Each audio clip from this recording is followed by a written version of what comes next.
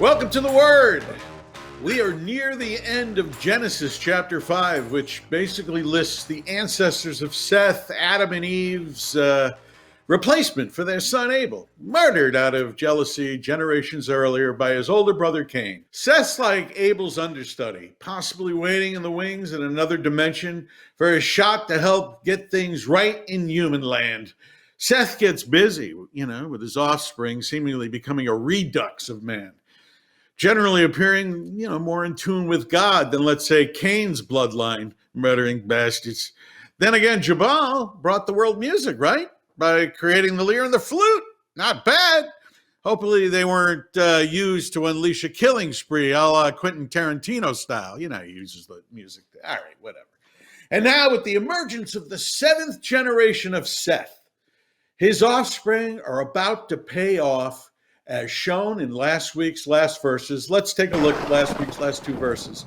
And Lamech lived 182 years, and he begot a son. And then the next verse, verse 29, and he named him Noah, saying, this one will give us rest from our work and from the toil of our hands, from the ground which the Lord has cursed.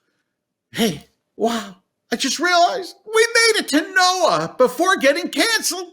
Hallelujah. It didn't even occur to me last week. Incredible. Do you realize we're the first televised Torah study talk show to ever make it past Methuselah? I actually don't know that to be true, but it's a pretty safe bet. Wow. There needs to be a show ritual for such a milestone. I'm creating it right now. In fact, every time Noah is mentioned in a verse that's read tonight, we take a shot. It's kind of a drinking game. Hey, on Passover, you drink like 4 cups of wine at different points. The whole Seder might have been dreamt up to be like the ultimate drinking game. There's biblical precedent here. I'm telling you. So let me go to the guests. Hello, everyone. Let's take a look here before we do our formalities. All right. Do you have a glass handy? Any of you guys? Get a glass. I don't care if you have to walk out of frame. Everybody grab a glass and take a swig, because here I go. We made it. Wow, I got some local vodka here. They should be a sponsor. Here we go. All right, so here we go. Everyone grab a shot. Here we go. Take a swig. One swig. We'll start with the swig now. Oh, that's good stuff. That's like, wow, it's just like the start of Passover, right? All right. She might be young, but don't let that fool you. She's an early adopter of TikTok. She's seen things, man. Welcome, my enlightened co-host, actress, thinker, Jackie Vene. I'm just drinking carrot juice. All right, hey, here we go. The Motor City may be his hometown, but don't ever hire him to drive the truck in a film shoot. I made that mistake. I'm still paying it off. Welcome, Comedy Store regular headliner, comedian Sandy Danto. No one ever told me about clearances in Detroit. Yeah, well, there you go. All right, let's move on. When he checked the boxes for his census questionnaire, he ran out of ink. Welcome, international comedian sensation, the multicultural, multi-talented, multi-religious Tehran. How are you? It's actually Tehran, Scott. It's Tehran, and every time you mispronounce my name, it's an international incident since it is the capital of Iran. And I just like to pour out some water to all the homies. She's been on Joe Rogan's podcast, as well as opens for Joe in his arena shows, and she still doesn't believe in ivermectin. Welcome, rising comedian Lara Beitz. Okay. Yeah. I really never know what people are going to say about me. Hi. Thank you for having me. All right. Hey, when we come back, we will go to the next segment. We'll continue Genesis, and it's just a lovely thing while you're drinking.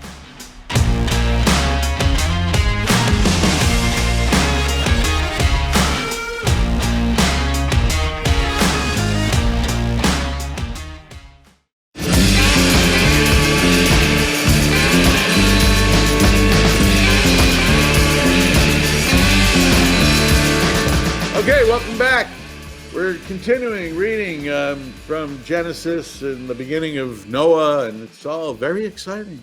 Genesis 5:30 to 5:32, and Lamech lived after he had begotten Noah 595 years, and he begot sons and daughters. And we said Noah, so I'm sorry. We all have to drink. Here we go. I'm almost drunk at this point, and we're not even in the first segment. And all the days of Lamech were 777 years, and he died. And Noah, all right, Noah, here we go. Noah. Are we still drinking every time you say Noah? Is that what if Yeah. you're just like a New York Japanese princess? You're like Noah. Like is No, that okay? It's bad. I know it's bad, but this vodka is a lot stronger than I imagined, and I hope we can get through the show. And then Noah was 500 years old, and Noah, there you go again, and Noah begot Shem, Ham, and Japheth. So, like, really, I mean, Noah waited 500 years before having kids. Are you serious? What's that about? Does Noah wake up one day and go, I think it's time to settle down, raise a family? I've seen Halley's Comet, like 5 times? This could be the moment. So are all these old Noahs and things just like getting it on with 16-year-olds?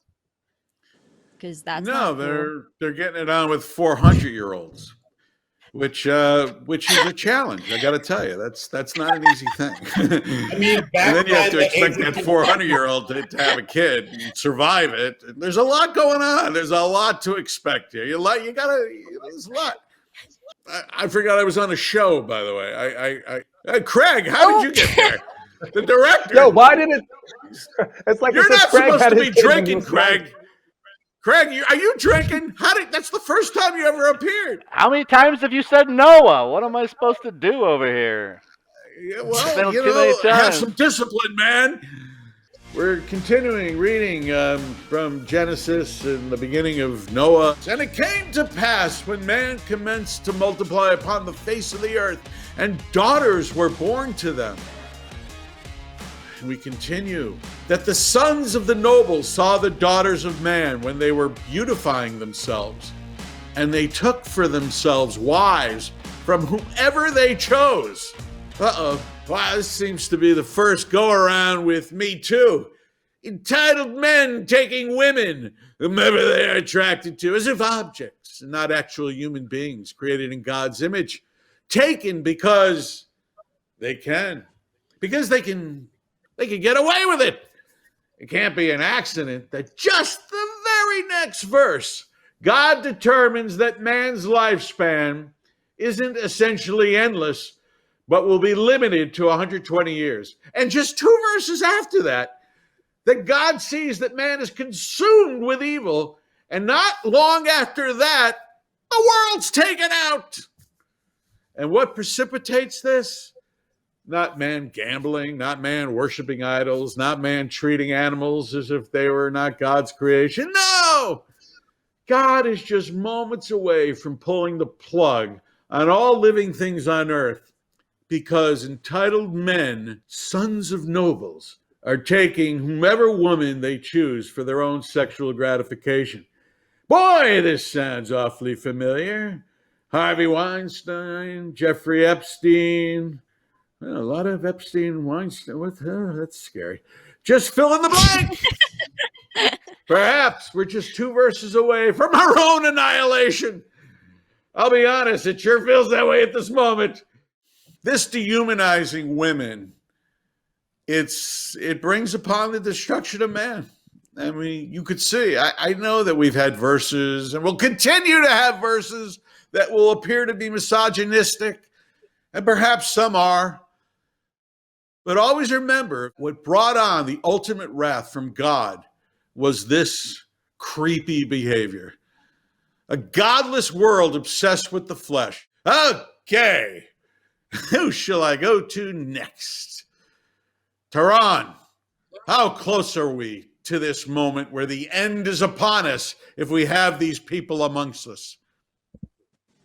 Question: can I be edited Yeah, out of the show? I just feel like I'm about to get canceled with you. That's just how it goes.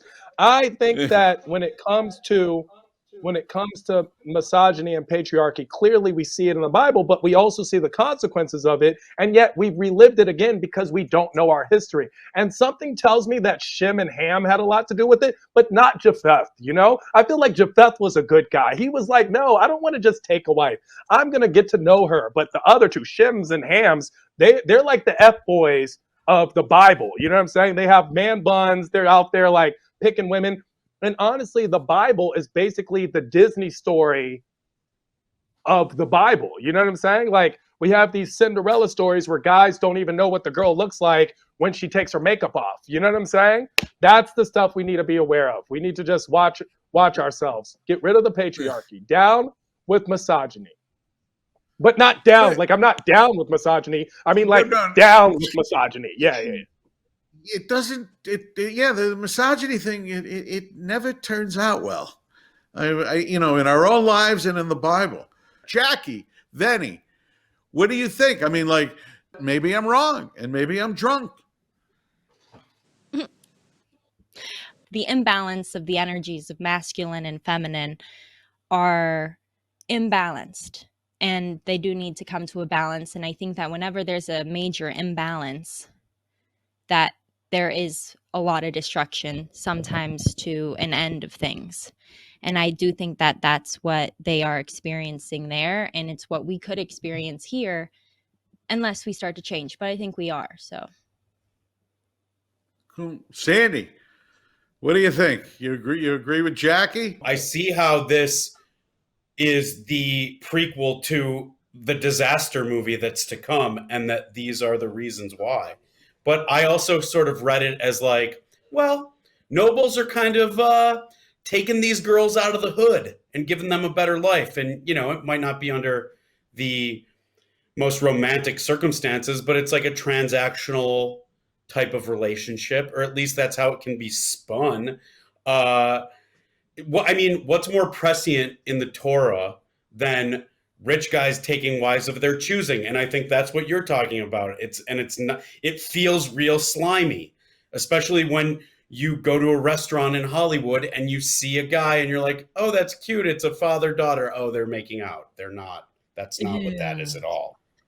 And it feels gross, and there is a power dynamic at play, but everybody's values are different. And we've learned throughout time that if these nobles don't have a good prenup, the tables turn in the favor of the women. And that's a way that things can balance out. I've learned that from two of my favorite films, First Wives Club and Waiting to Exhale. My mind is blown right now. Like, it's blown. Wow. Should we drink because of that? Your mind is blown. To our minds being blown.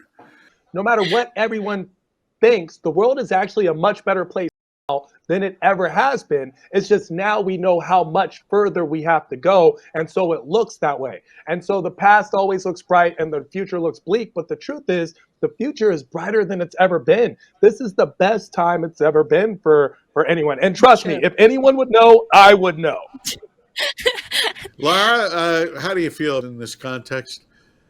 I was reflecting on the same thing that Tehran was talking about, just about how much better it is to be a woman now, at least. Like, thinking about these things, I just was feeling grateful that, like, I can own property. I can choose to marry or not to marry, whom to marry. And it's not just like my best chance at success or happiness is to be snatched up by the person with the most goats, I got a lot of goats. no one wants your goats. Hey, they're very good goats. I get great cheese from them. On that happy note, we will take a break.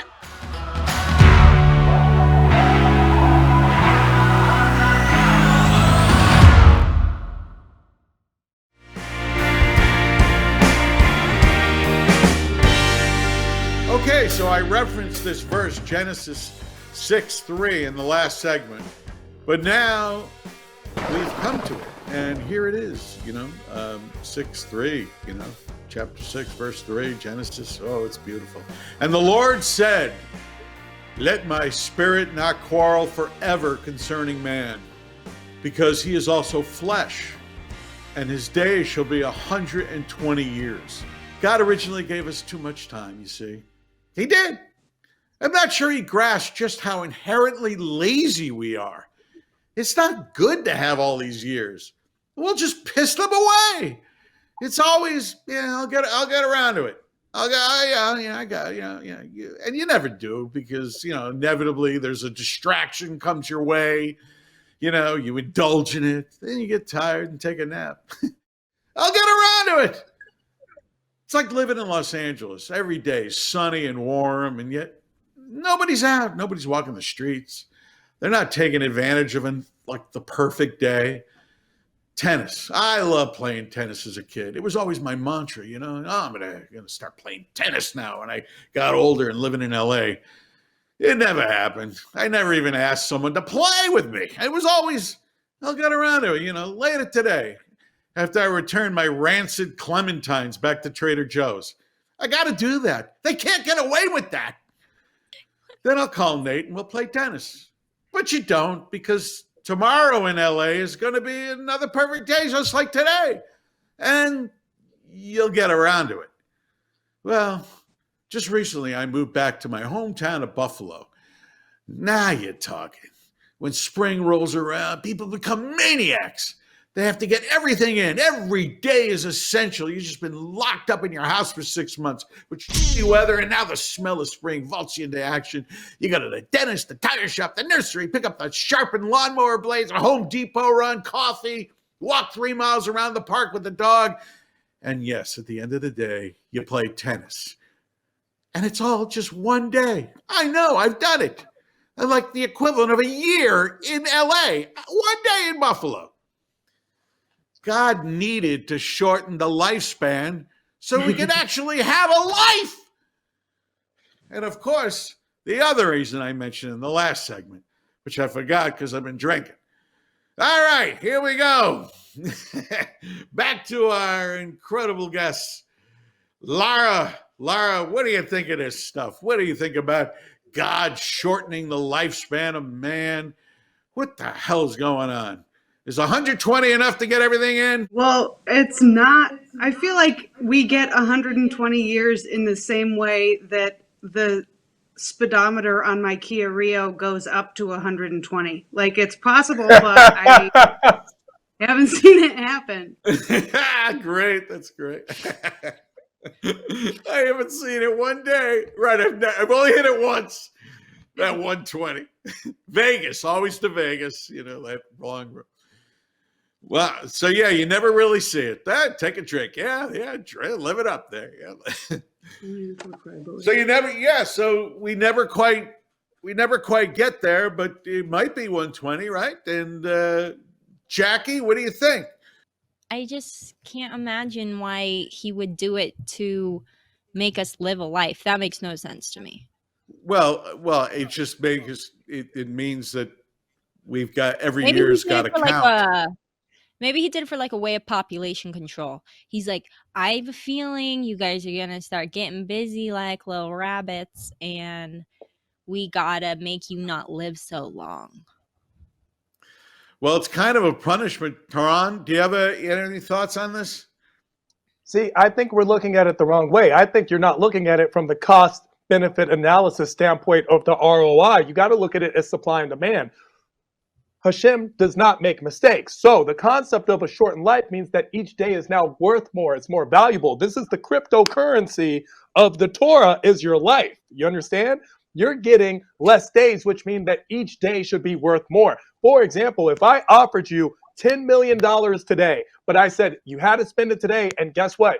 You will die tomorrow if I give you this $10 million, you probably wouldn't take it. Because why? Because your day tomorrow is worth more to you than $10 million just today. But if you had a lifespan of 600, 700, 800, 900 years, then that wouldn't be the thing. Once you hit 500, you'd be like, yeah, I'd take that money because I've already done it for 500 years. But now that we're at 120, and honestly, as a Persian Black Jew, my life expectancy is 50 and under, what I'm saying to you is, This is a perfect example of why things have value. It's the intrinsic value of life.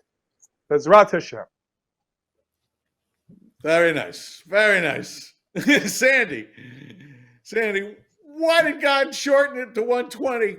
2,000 years ago, life expectancy was like 20, 30 years. And people would be like, oh, I'll go to the chariot races next week. That burlap sack I sleep upon is calling my name. I do think it's supposed to instill the idea that every moment is more precious. But, you know, even when you're 80, 90, 100 years old, you don't really have you're the ability to make the most of each day. A bucket list, it's more like a denture adventure. I don't think that God necessarily has control over how you live your life, but